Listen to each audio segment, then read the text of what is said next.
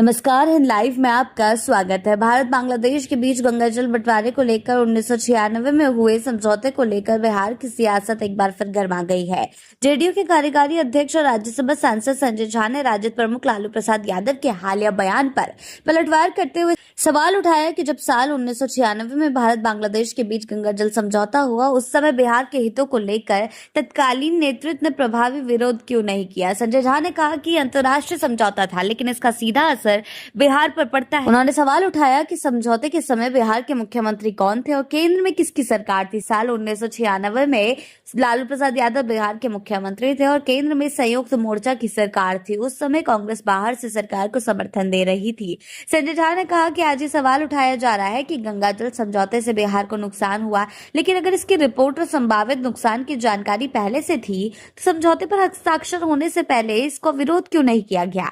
उनका कहना है कि किसी भी अंतर्राष्ट्रीय समझौते पर हस्ताक्षर होने के बाद 15 से 20 साल बीत जाने पर सवाल उठाने से बेहतर होता कि उस समय ही बिहार के हित में मजबूती से बात रखी जाती।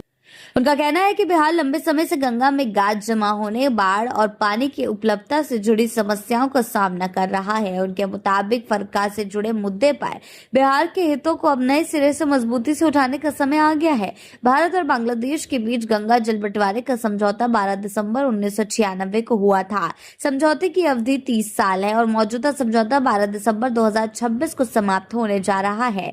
संजय झा ने कहा कि अब जब समझौते की अवधि पूरी होने वाली है, तब बिहार के वर्तमान हितों को ध्यान में रखकर आगे की रणनीति तय की जानी चाहिए। उन्होंने कहा कि 1996 में उसकी तुलना में बिहार की आबादी काफी बढ़ चुकी है। ऐसे में पेयजल, सिंचाई, उद्योग और अन्य जरूरतों के लिए बिहार के पानी की मांग भी बढ़ी है। संजय झा ने कहा कि केंद्र सरकार से उनकी मांग है कि मौजूदा समझौते की समीक्षा करते हुए और समय बिहार के हितों को प्राथमिकता दी जाए। अगर नया समझौता होता है या पुराने समझौते को किसी भी रूप में आगे बढ़ाया जाता है तो बिहार की वर्तमान जरूरतों को उसमें शामिल किया जाना चाहिए। गंगा जल बंटवारे के मुद्दे पर बिहार सरकार की ओर से पहले भी फरक्का और गंगा में गाद की समस्या को लेकर चिंता जताई जा रही थी। जल संसाधन विभाग के स्तर पर भी इस मुद्दे को लेकर केंद्र के सामने बिहार की चिंताएं रखी गई है। संजय झा ने यह भी बताया कि संसद की स्थायी समिति परिवहन, पर्यटन और संस्कृति पहली बार बिहार आई है।